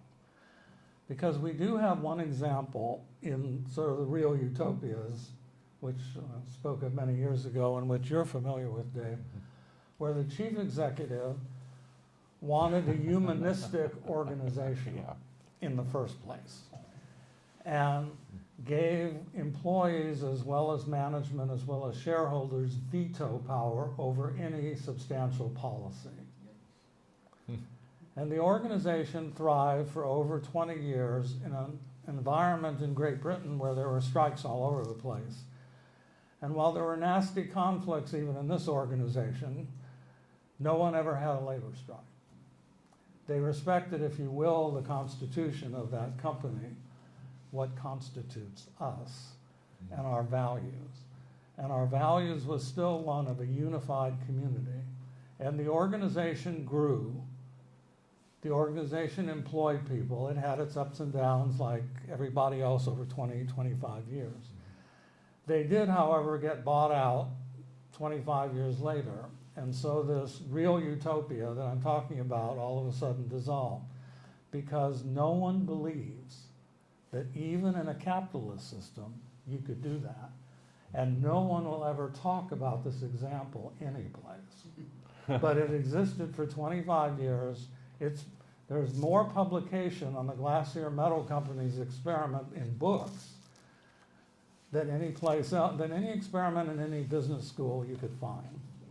But no one will say a word because we're so bamboozled, we're so over-socialized into thinking that an extreme capitalist model, rather than a collaborative capital model, if you want to call it that, would work. And no one's willing to take the chance, but yes, you might have to risk some capital, which means how many of you would invest in this, your money, for an organization that has these kinds of boundary conditions or these kinds of ground rules.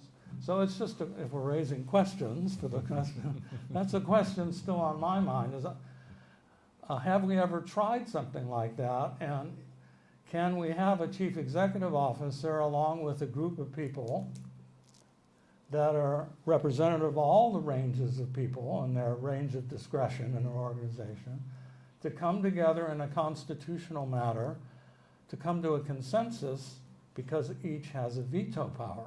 If they don't, which means nothing happens. And that did work. So why do we believe that won't work? That's my question. And I guess it goes back to an essentially almost Donson's point about it's how we see ourselves as human beings and our worth and what we value as a community. But anyway, Dave, did you have any final comments? Well, we are running down to the end of time. And I want to thank David, though, particularly, because I think this is the first forum in a long time where the discussion was longer than the presentation. That's a good thing. That's a very good thing. So he stimulated all this conversation. It's great. So we reached an apocalyptic end? No. The end of But- history is nigh? And so not only that, during the whole discussion, Dodson pretty much summarized the whole thing. He summarized all the major points. But I do want to just mention that we're talking about self here. It seemed like the basic presupposition here is, at least for David, is that at least 70% of the people have common sense. No, really, I mean, that's the whole basis of building trust. Is that that people have a sense of what makes sense, right? That if they're presented with enough clarity, they can recognize what makes sense. That's very interesting. At least 70% of the people, which, goes a long way. So this provides a wonderful basis for dealing with, that's kind of like the human element, that intuitive element to the human being, the intuitive rationality, versus the animal man that's worried about fear and trust, that wavers back and forth like that. The human has a basic trust in common sense, and then the animal wavers between, reward and punishment, trust and fear.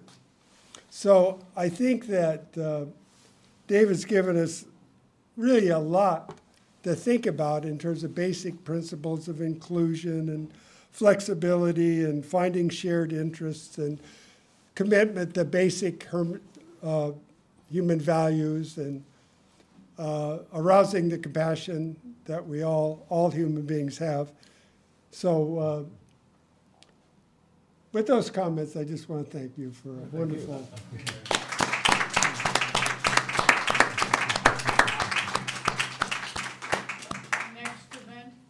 thank you.